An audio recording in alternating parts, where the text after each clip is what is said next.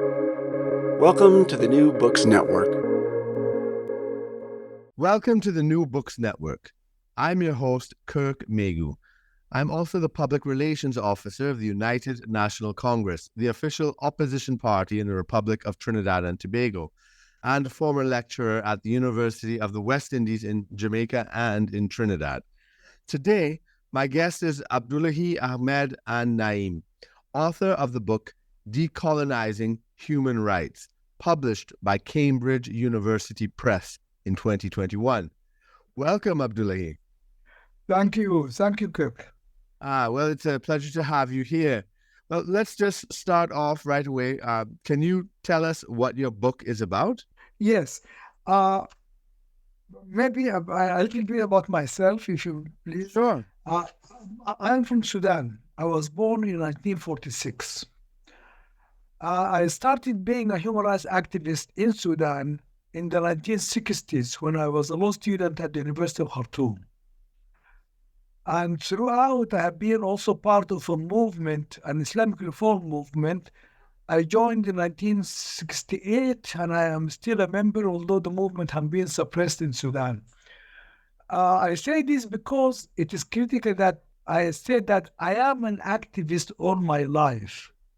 I have been a victim of human rights violations in Sudan, and people who I care for deeply are also, most Sudanese have been victims. I have also been the director of Africa Watch, which is the human rights division of Human Rights Watch. Now it came to be, but when I was director, it was called Africa Watch in the 1990s, early 1990s. And where was that organization based? It was based in, the Africa Watch was based in Washington, D.C., but it was part of Human Rights Watch, which was based in New York City. Right.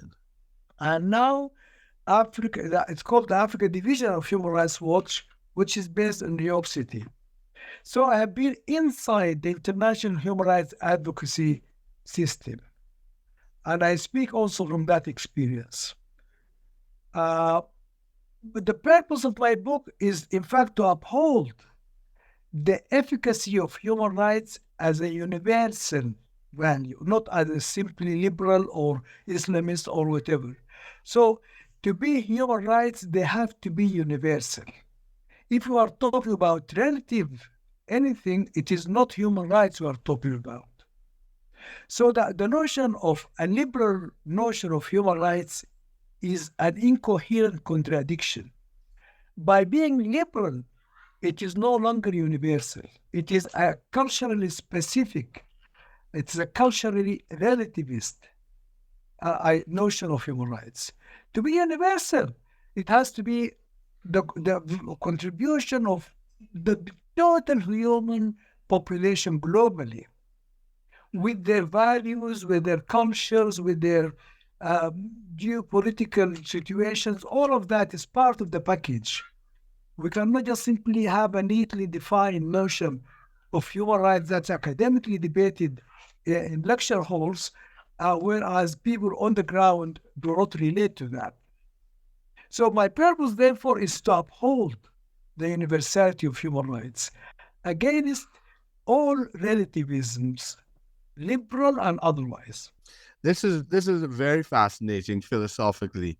It both philosophically fascinating and organizationally. And I suppose, and from your personal history. So I look forward to perhaps having a longer discussion than I anticipated, because let's start off with your history in the 60s there. And so in terms of your activism with regard to human rights, what was your relationship to Islamic movements? Would you have considered yourself a liberal in the 1960s and pushing for liberal reforms, or would you have conceived of yourself in another way? Yes, actually, I started very much in the liberal perspective, and throughout, initially, if I may briefly, I started actually being critical of Sharia, right, from a liberal human rights perspective. Mm-hmm. the idea of equality for women, non-Muslims, freedom of religion, freedom of belief. I defended those values. I published a book in 1990. It's called Toward an Islamic Reformation, which was published by Syracuse University Press here in the United States. And in that book, I was presenting a critique of Sharia from a human rights perspective, understanding human rights to be the International Universal Declaration and the instruments and the treaties. Then I shifted to be critical of the human rights perspective in the international system itself.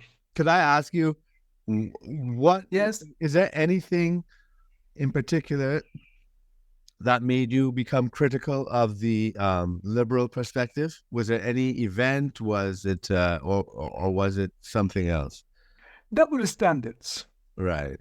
That the fact that when human rights violations occur to African peoples, to people of Asia and other neo-colonial or post-colonial societies, we do not hear or see the same outcry and outrage and activism, so-called humanitarian intervention and otherwise, that happens when Western imperial powers interests are concerned. Right. So fundamentally, it is a protest against double standards. Mm-hmm. And the fact that Sudan, I mentioned Sudan because Sudan has been in a state of civil war since 1955. Yeah. Continuously. Now we have a vicious civil war since April of this year. Have you and your or your family been involved in that civil war? Like, for instance, like, do you come from, let's say, here's a guess, an urban liberal wing in Sudan, of reformists, or is it anything like that? Like, do you come from a history? Yes, of I mean, activism? if I may. Yes, of course. Actually, when I was teaching at the University of Khartoum, I was part of, as I said, an Islamic reform movement that was persecuted and suppressed in the 1980s. Mm-hmm. I was in prison without charge or trial in Sudan for 19 months. Oh, wow. And from 1983 to 1984. Okay. But in 1984, the teacher and the leader of our group was put on trial and was publicly executed in January 1985. Oh. I left Sudan in April 1985. Did you leave as a refugee, or did you? Fortunately for me, because I was an academic with connections, I was able to get visiting appointments abroad. Okay. That enabled me to stay abroad without having to claim refugee status. But if I had to, I would have done it. Mm-hmm. And the reason I was resisting also is the way refugees are treated. Yes. Which talks also to the question of the double standards and hypocrisy. Mm-hmm. Because refugees are in fact the ultimate example of victims of human rights violations, because they are denied protection of their national states by virtue of their political opinion or religious opinion and so on. Yeah. And what we see is really treatment of refugees below any level of commitment to human rights values. Right. For me personally, I did not have to, because as I said, I was able to get positions as visiting fellowships, teaching various places. And eventually, when I became a director of Africa Watch in Washington, D.C., which was part of Human Rights Watch, I was able to get residence in the United States, and eventually I am at this point a United States citizen. Okay. Tell me, this is an aside, but as you're telling me your life story, it sort of reminds me of Ayana Hirsi Ali. Yes. Yeah. And I haven't heard from her in a long time, but she was a darling of the neocons for a long time, because she was so vocally adamant for human rights, and she had a basically liberal I guess a liberal Western perspective because of her personal experiences. Um, I believe she's Sudanese, Somali. I can't remember. Yes, yes, Yeah, yes. Somali, yes. Somali. And yeah, and so I am seeing parallels, like perhaps when you were more sort of, let's say, liberal, more firmly in the liberal camp, let me put it that way, and with Human Rights Watch, would it have been a similar story with hers in some ways? No, I think with all due respect, I always maintained a commitment to Islam Right. and to an Islamic African perspective, Okay. which I don't feel that my colleagues Yes. somewhat Yeah. will. She was being very harsh and Yes, yeah. I don't identify with that. Right. I am critical of Sharia, yes, but I'm a committed Muslim, so-called practicing Muslim. Yep. All my family are Muslims, and we identify as Muslims. Yes. I would not identify personally as a purely liberal. These terms are problematic, as you know. Yeah. There is such a wide variety and shades of liberalism too. Correct. And we tend to think of Western Europe as liberal, United States, North America as liberal, but we know that there are not only history, but recent and current politics and ideologies in the United States, for example, which are extremely illiberal. Correct. Therefore, I would not identify as liberal, but I am a Muslim. Yes. I am a human rights activist, and I do not see any contradictions in that. Yes, I definitely want to explore that. But before we go there, you the double standards you refer to quite correctly. I suppose there are some liberals that would say, well, listen, the West is not living up to its own values by engaging in these double standards, and they would like chastise the West to say, listen, you should not put power above principle or politics, or et cetera, et cetera. And they would like, stick with the liberal line and saying, the West should, stick to its liberal values. But it seems to me that what you're saying is that this goes beyond just mere hypocrisy or not living up to ideals, that there's something inherently contradictory about a liberal notion of human rights, which is very philosophically interesting to me. And if I'm understanding you right, well, first of all, am I understanding you right? And if so, can you explain it further? Yes, because I think that the notion of human rights, basically, I define it as the rights of the human by virtue of their humanity. Right. And therefore, any perspective that is culturally or ideologically rooted is at tension with this universality of the idea. Meaning that I believe that human rights should be authored by their subjects. That the subject of human rights should be the author of human rights and should be the protector of human rights, which may be something that we can touch on if time permits. Meaning that, there is more than 6 billion at this point, or even 7 billion human beings on this planet. Yes. How many are liberals? That's right. How many would identify as liberals? Yeah. So are we saying that liberals define human rights for everybody else? Or are we saying that liberals define human rights for themselves and everybody else define their human rights for themselves? Yeah.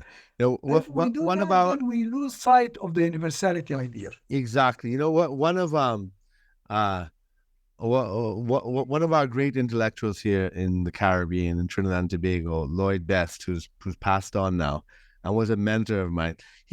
One of the things he said, which is very similar to this, and I liked the phrase, and I think it's relevant to what you're saying. He talks about the our own universal truths.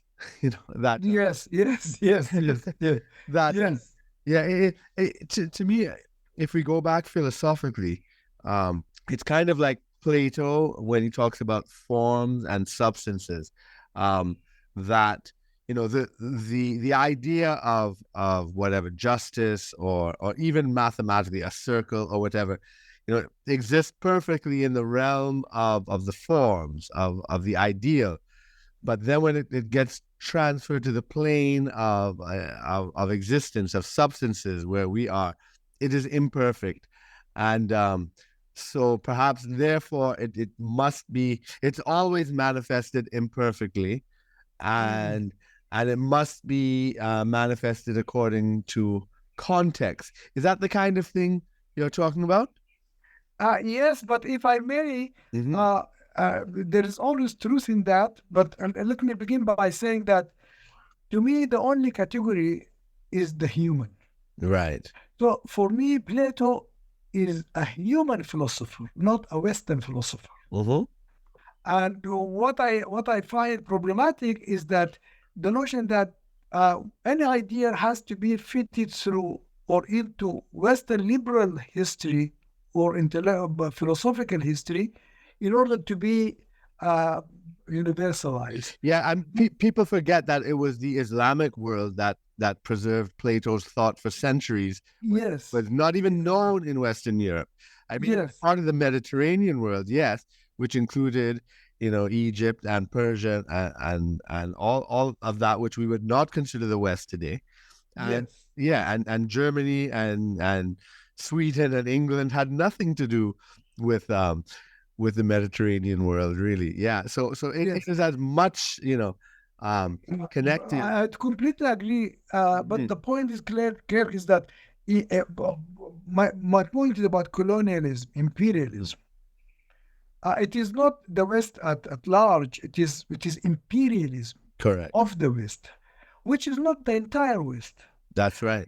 And imperialism is the one that appropriated discourses to self-produce itself globally. Mm-hmm. That's why going back to Plato, I completely agree with the idea that there is always a discrepancy between theory and practice, between concept and reality. But which is in my own, the movement that I belong to, the point to emphasize is that we have to have a methodology that will keep taking us from to narrow the gap of the discrepancy, so that our practice. Yeah, there's a verse in the Quran that says, "Ya ayyuha allazina amanu, lima taquluna ma la taf'alun. Kabura maqtan 'inda Allahi an taqulu ma la taf'alun." Sorry to say it in Arabic like this, but the Quran should always be cited in Arabic, I think. Oh, sure. No, that's not. But the idea, the point is that the verse says, God is speaking to human beings. Why do you say what you do not do? It is most hateful to God that you do not do as you say. Therefore, the discrepancy between theory and practice is not something that we have to accept or take for granted, but something to acknowledge, but strive to narrow the gap between our discourse and our practice. Right. In a sense, this reminds me too of debates about democracy, and it's very much related to human rights and democracy. There are so many different definitions of democracy. Like communist countries call themselves, democratic, the People's Democratic Republic, and they do. I mean, there is a strong argument that they do follow a certain trend of thought, which is even found in the West, and in the French Revolution and so forth. J.L. Talman's book is very good on that. About so the communist idea about democracy is that it's really for the people and representing the people, and that capitalist or liberal democracy, in fact, imposes the bourgeois or rich control, and it's a facade of democracy, because when you don't have economic democracy, or you don't have basic rights to material existence, what good are your civil rights? And so there's this debate about what is democracy and what is not. I suppose since the fall of communism in 1990 or whatever, the liberal view has won out in a sense. But are you saying that or can you elaborate? Because it seems like you're saying that there are different forms and manifestations of human rights. So let's take women's rights, and let's say in the Islamic world, for example, versus the West. Could you elaborate on this idea of human rights in that context? Yes, when I said earlier on that since my student days, I was critical of Sharia as part of a movement, not just by myself, is that it is precisely the question of equality for women, equality for non-Muslims, freedom of religion, and all these values, which I do take to be integral to the universality of human rights.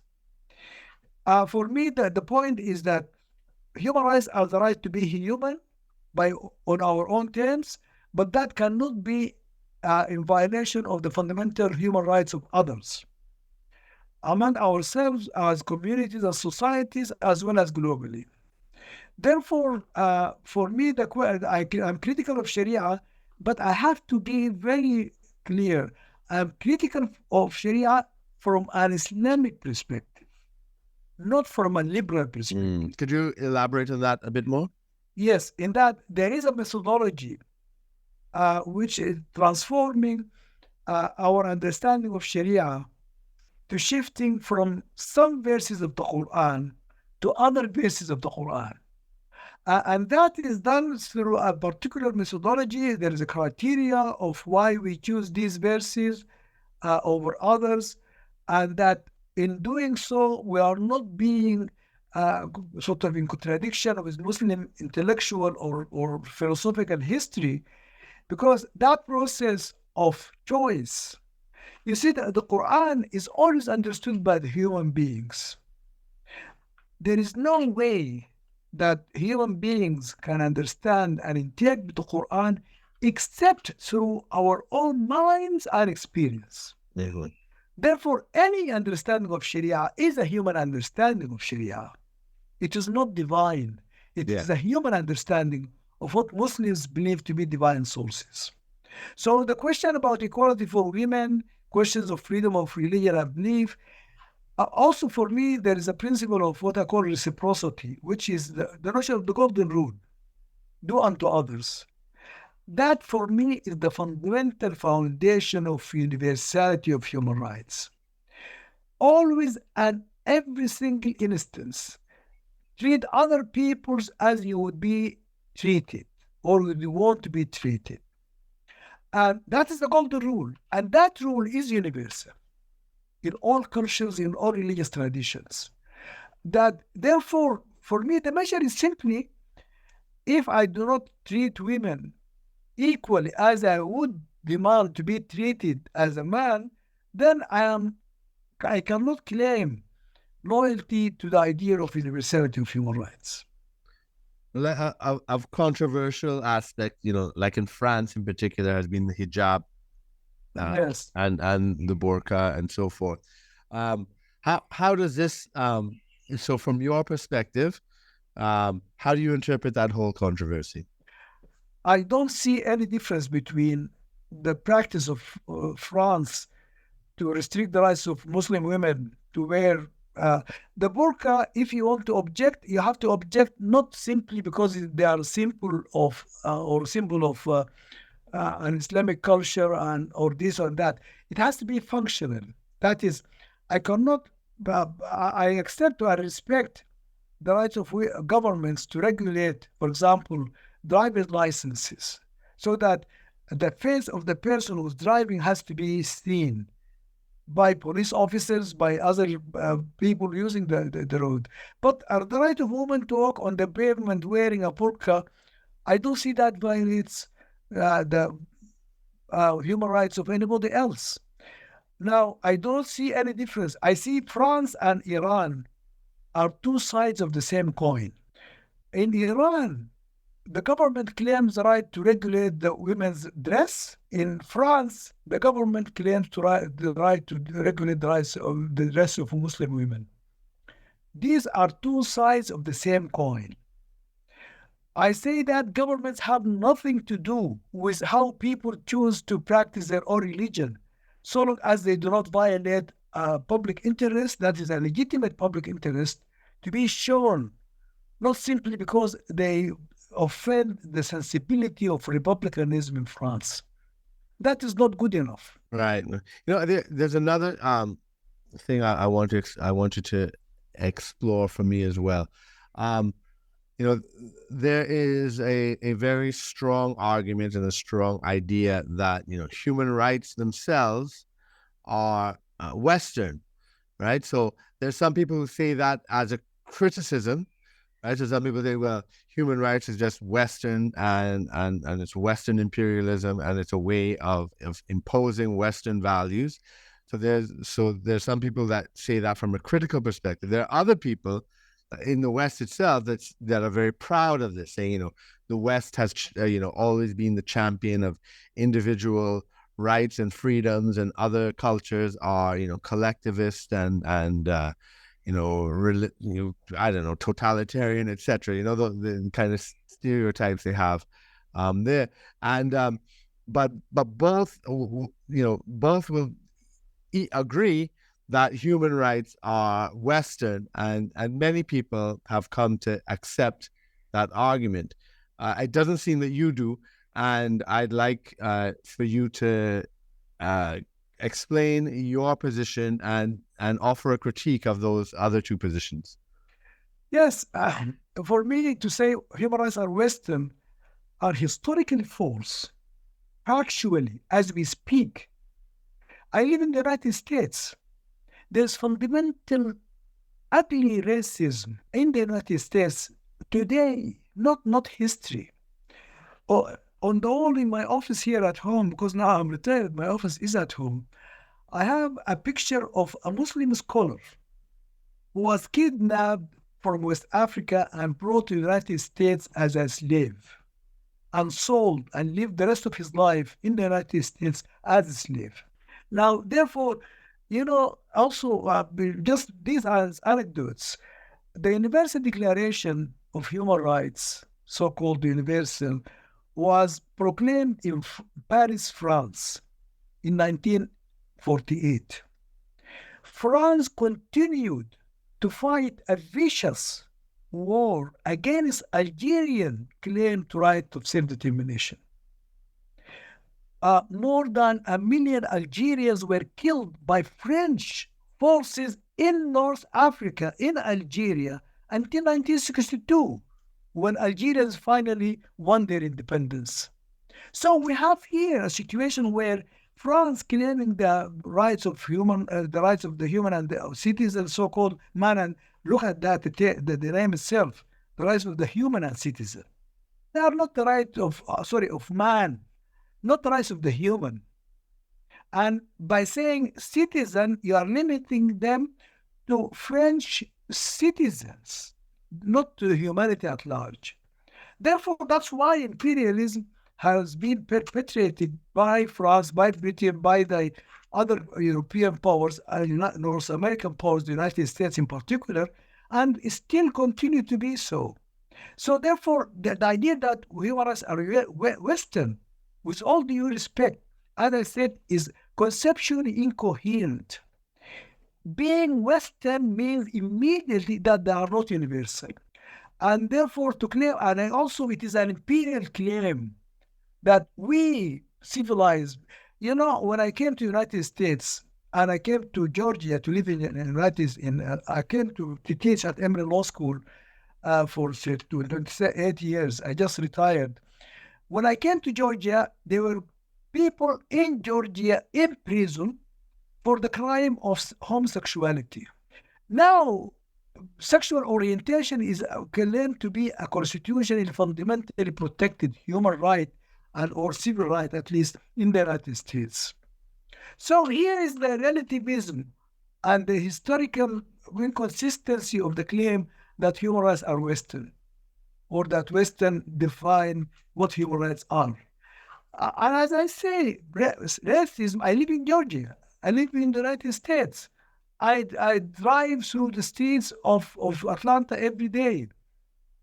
and I see homelessness, I see utter poverty, I see uh, uh, tremendous human rights violations and problems which are perpetrated daily without even an awareness that they have anything to do with human rights. Yeah. I speak maybe too strongly.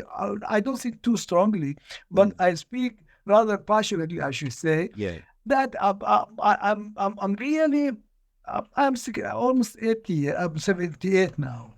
Mm-hmm. I feel that there's we're running out of time. If we continue with our hypocrisy and double standards, we do not have claim the right to speak in the name of human rights, at least anyway. Yeah, yeah. I mean, and if we take it historically and philosophically, from my perspective, because I do not believe human rights per se are Western. Maybe in the way it's the modern form of it, yes, it's been historically located there.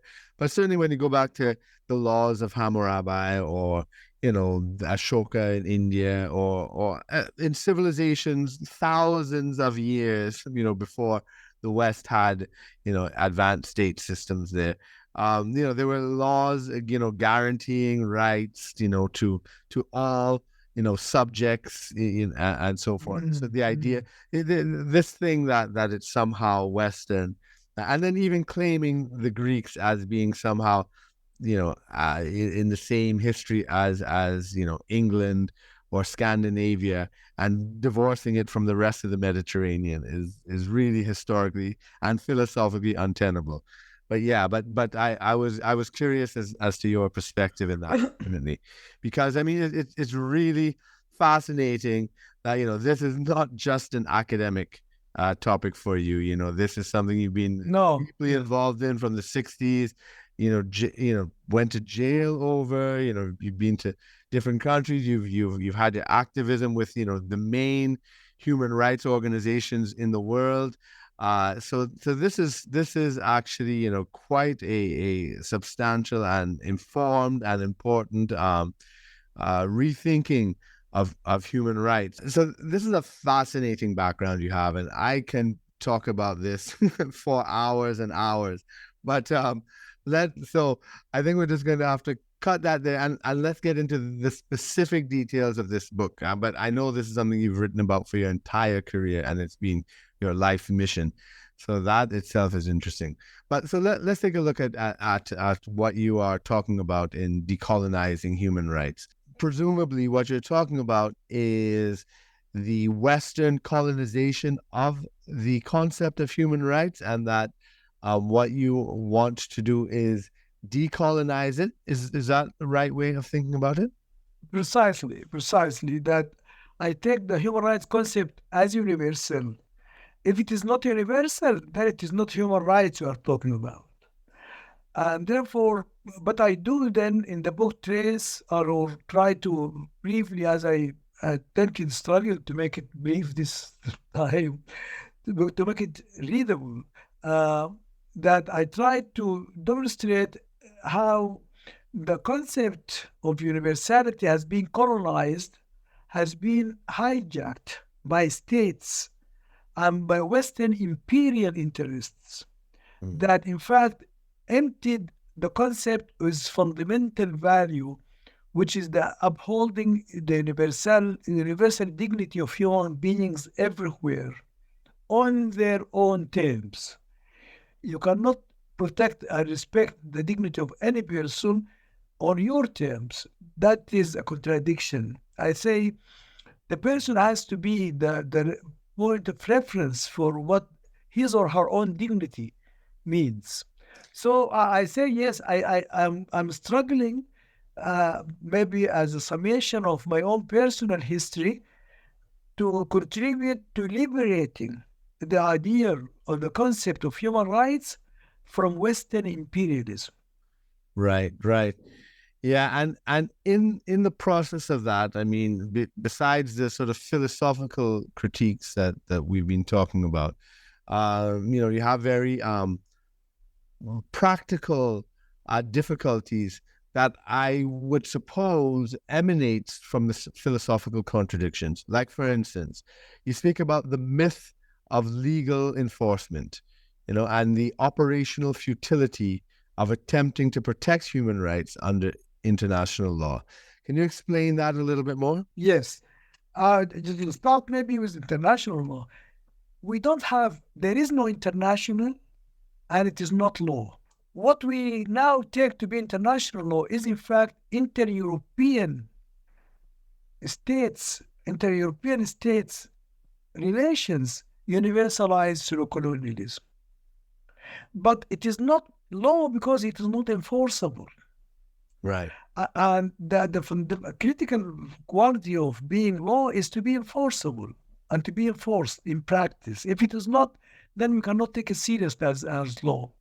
And then you see the double standards that we see in how, for example, the United States. Mm-hmm. Let the United States and Iraq. What I was going to give is the United States invasion of Iraq. But talk about what is going on in Palestine now as we speak. And tell me, where is international law? Where is international humanitarian law? Yeah. Regarding not only the current genocide of Palestinians in Gaza, but the continued for decades occupation and violation of international Geneva Conventions and treatment of territories, occupied territories, the displacement of populations, the forceful confiscation of property, the changing the physical nature of the territory that is occupied. So-called United Nations, by its own law and rules, have declared this the so-called Palestinian West Bank and Gaza to be occupied territories.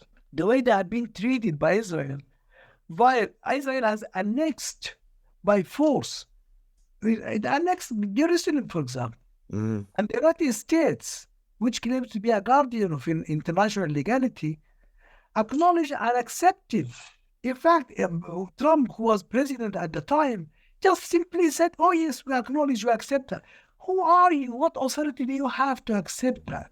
So it's basically like the idea that there is no global human state and global human government that and so the laws cannot be enforced in that sense. And I said and so that the West, which assumes a global leadership role, is always imposing. Well, it is enforcing human rights violations, or what selectively, and what it considers human rights violation, on the formerly colonial territories and places in Africa, Asia, Latin America, but never really against human rights violations in its own countries. Is that the type of Yes, there is that, but also even in the so-called it is all selective, and it is selective to promote imperial interests. Mm-hmm. Whether it is in Europe or look at Ukraine. What's going on now with Russia? The idea that the veto power is integral to the UN Charter immediately defeats the claim of because it promotes the ability of the 5 permanent members. Mm-hmm. And perpetuates the ability of any of the 5 permanent members to defy and defeat fundamental principles of so-called international law and protection of human rights. Right. And nobody can say anything about, it goes on. Russia continues to commit such atrocities in the Ukraine. Where is Ukraine now? Where is it? What happened to it? What happened overnight that suddenly we don't hear what's going on? And media, Western so-called liberal media, focuses exclusively on perspectives and ideas and priorities that are not really truly committed to universal values or to international legality. Yeah. And there's something you mentioned there about legally enforceable rights and human rights. You mentioned in the book the distinction between civil rights and human rights, and for me, that also brings to mind that the debate between Malcolm X and Martin Luther King in the United States, where Martin Luther King was fighting for civil rights, and Malcolm X was fighting for human rights. And Malcolm X said, you don't go to the state that is the offender to ask them to correct themselves. You take them, you take the offender to the court. And you pointed to a similar contradiction in international law, where states ratify the treaties for human rights, but those very states are also the violators of those human rights. And so there are these inherent contradictions there. Do you want to elaborate on that? Yes, sorry, that was a point that you also mentioned earlier on, that yes, for me, civil rights are granted by the state and protected by the state and only limited to the citizens of that states. Whereas human rights are the rights of the human, which if we claim allegiance to those rights, we have to find ways in which we can promote those rights on a global scale, everywhere to everybody, or for everybody. Now, legal protection is limited by its being piecemeal, individualistic, slow, expensive, presupposing a very complex judicial and legal system whereby someone would identify the wrong, go to court, prove it over time, and eventually 2-3 years down the road, after all the appeals and this and that, may in fact get a remedy that ultimately will apply to that individual complainant alone. Whereas I feel that we have to seek strategies, political and economic and cultural, sociological, that will transform our consciousness so that we respect the rights of every human being without having to go to court, without expecting legal remedy to enforce those rights. Because in our experience as African post-colonial societies, we do not have the infrastructure for legal protection. We do not have the material resources for so piecemeal, individual, case by case, over time, promote this and that right. And also that ultimately, I think even in Western so-called societies, that we find that massive poverty, fundamental injustice that goes totally unchecked by even civil rights within the state, let alone applying a universal standard of universal human rights. So when we see states violating human rights, so the questions arise as to, well, who decides whether a human right has been violated or not, and then how does this get corrected? And since the 90s in particular, you had, the right to protect, the humanitarian interventions, these sorts of things, which many people have criticized quite rightly as, covers for Western imperialism in terms of their selective nature, their hypocrisy, and their utter failure in achieving any sort of positive change when they go and intervene, like in Libya or Iraq or wherever they've gone. But this does remain a fundamental problem because people's human rights are violated. And so how is this to be corrected? And what I seem to understand from your book and your argument is that it should be sort of an internal political process. I'm not exactly quite clear. If you could elaborate on that for me, I'd appreciate that. Yes. What I said about the states hijacking the idea of universal human rights is because they subjected this idea to state sovereignty, and therefore you cannot enforce human rights across international borders without violating international law. Without, unless you have sanctioned by the UN Security Council under Chapter 7 for military intervention that is also clumsy and non-sustainable. Uh, Armies do not protect human rights. They are trained to kill and to destroy, not to protect and not to promote values and rights of that nature. For that, we have to look elsewhere.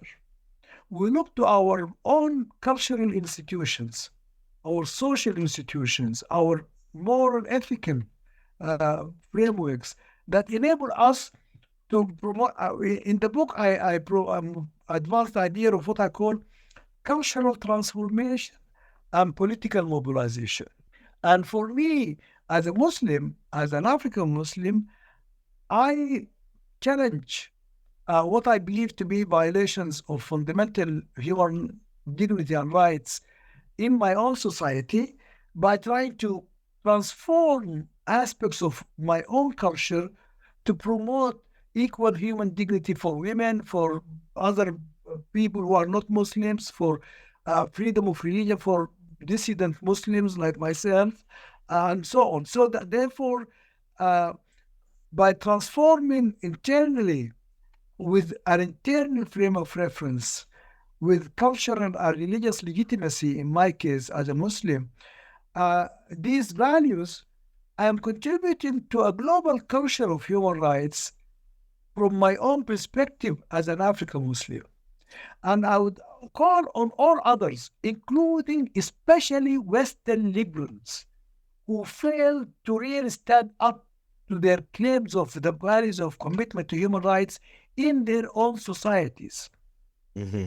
Where are they really regarding the rights of displaced and disenfranchised people of North America? I wouldn't say Americans. Yeah. People of this continent where I live now, and probably who would consider maybe the Caribbean to be part of this geopolitical region.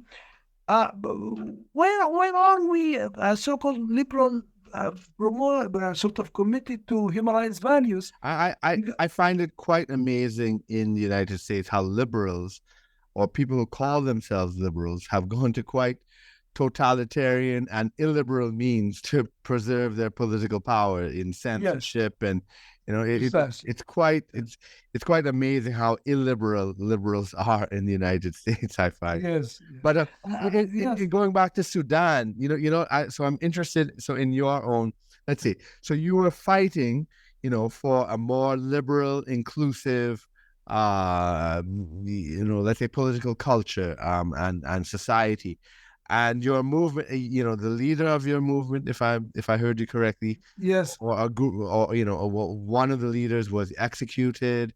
Your movement has been banned. Yes, and so in a situation like that in Sudan, what so where you have, I don't know, is it a junta in place right now? Is it a military government there? Unfortunately, yes, it's a military junta that has been in power since 1989. Right. It was overthrown by a popular revolution. So then how where they suppress all dissent, they jail and kill people. How the Western response, the kind of unself-aware Western response, well, they'll go in and save the day because they're the champions of freedom. So we all know the problems with that as well. But then the internal process has been stymied by the junta, by the government. So where does that leave the process of advancing human rights, let's say in the Sudanese case in particular?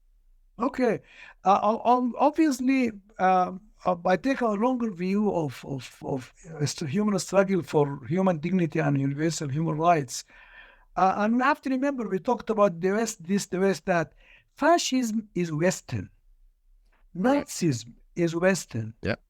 Now, Germany, which now is considered to be one of the leaders of Western liberal values and democratic values, was a fascist, perpetrated genocide in their own country of millions of people, not only Jews. And Italy was the origin of fascism. That Franco in Spain. Yeah. The West that is really, I take it with really tremendous reservations. But the point is that if I take global human development and civilizational evolution, not just simply in terms of Western this and liberal that, but in terms of human struggles, even in places like which we now take to be examples of Japan, for example, or Korea at some point, so-called China at some point, still, uh, or in those, or Russia, Soviet Union, we see that these situations are fluid and they shift over time. I do not take Sudan or Africa to be beyond redemption because of the recent history of those societies. Right. But we are simply going through stages. I have a book which I call African Constitutionalism and the Role of Islam, Mm-hmm. in which I argue for what I call incremental constitutionalism, Yeah. that we are promoting human rights values, constitutional values from within our own cultures over time, incrementally, Okay. that we do not jump over space and time, but we have to build step by step and we have to build from the bottom up to be sustainable. Interesting. In that sense, uh, in fact, I see the current crisis in Sudan, where there is, in fact, a civil war at this point between two factions of the military over the, as we have seen it in Libya for decades by now. Uh, I see all of these are part of the incremental process of going through, and again, through all societies and their own histories. We see this, whether we talk about the French Revolution, we call That's it the correct. French Revolution, or we talk about the American Revolution, we talk about the Civil Rights Movement Yeah. in the United States or elsewhere. There are even And England so, from Magna Carta and 12. but it takes time. Yeah. It takes time, and if you look, when did women have the right to vote in the United Kingdom? Mm-hmm. In the 1920. 1920s, Yeah. Mm-hmm. as a result of a very long and protracted struggle. Yeah. When did universal suffrage prevail in the United Kingdom, which now claims to, or France, Yeah. which now claim to be the champions of democratic values everywhere? Exactly. So over time, I don't judge these societies as backward or are regressive, but I acknowledge that it's a question of context, of a question of progressive development over time, building values, building institutions, building a culture that promotes these values over time. Very. There's one phrase that you had in the book too, which was intriguing. That maybe I'd like you to explain a little more, where you just talked about, you said that the Human Rights Project may completely fail. And indeed, I see indications of that already. So you had said that in your book. So what did you mean by that? By that, I mean the so-called liberal human rights project, Ah, okay. the state-centric human rights project. Okay. But because in the book I tried to argue, of course, unfortunately, if I go back to read or to rewrite, I would be maybe be very more clear and Right. Mm-hmm. in my point is that I'm committed to universal human rights. I see that so-called state-centric liberal notion of what these rights are and how they are to be protected as defeating Mm-hmm. the purpose of universality of human rights. And I try to promote universality through what I call cultural transformation and political mobilization for each society on its own terms. Over time, we will have, without violating the fundamental right to self-determination of societies, but for each society to struggle with its own values and its own cultural inhibitions that violate the fundamental dignity of all human beings, and to promote equal rights and so on. For me, as a Sudanese Muslim, I see the current struggle as part of a broader struggle that we will prevail, as in all societies, there have been times when it looked very, really doubtful, but has come to look at the civil rights movement in the United States, for example, you mentioned. But also, I would like to endorse very much the Malcolm X perspective. And I think Dr. King himself came to realize towards the end of his life that his failure to fundamentally challenge economic and social rights injustice. For example, the question of the Memphis, why he was there when he was assassinated. That's right.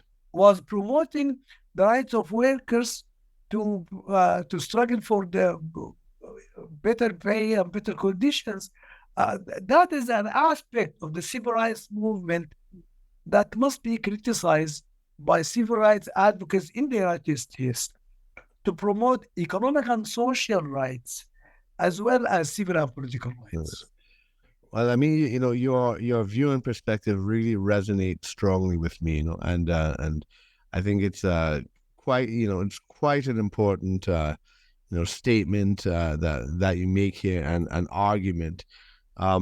We're getting to the end of our interview here, and so I just want to ask you if there's any final message that you'd like to leave with our listeners. Yes, I'm grateful, by the way, Kate, for the opportunity and for really the honor you did me by reading the book carefully, and I saw that in our conversation now. I would plead with everybody who can and have access to read this book and to critique what I'm saying, because I'm looking for ways of improving my argument, my position, to clarify and to correct. And absolutely, I have shifted, as I said, from a very narrow liberal perspective to what I believe now to be a more truly universalist view of human rights. But I am sure that there are ways in which people can guide me, correct me, and or if they join me to continue the struggle to promote these values and this critique in our societies. Well, that's quite remarkable. I think that message itself is quite amazing. I want to thank you so much for this interview. It's been very informative and enjoyable. Thank you. Thank you very much. Thank you. So once again, the book is Decolonizing Human Rights, and we've been speaking to the author, Abdullahi. Let me get your full name here, Abdullahi Ahmed An-Naim. I want to thank you for listening, to our listeners, for listening to this interview, and I want to thank Abdullahi for this really engaging interview. Thank you. Thank you. Okay. Bye for now. Thank you. Bye-bye.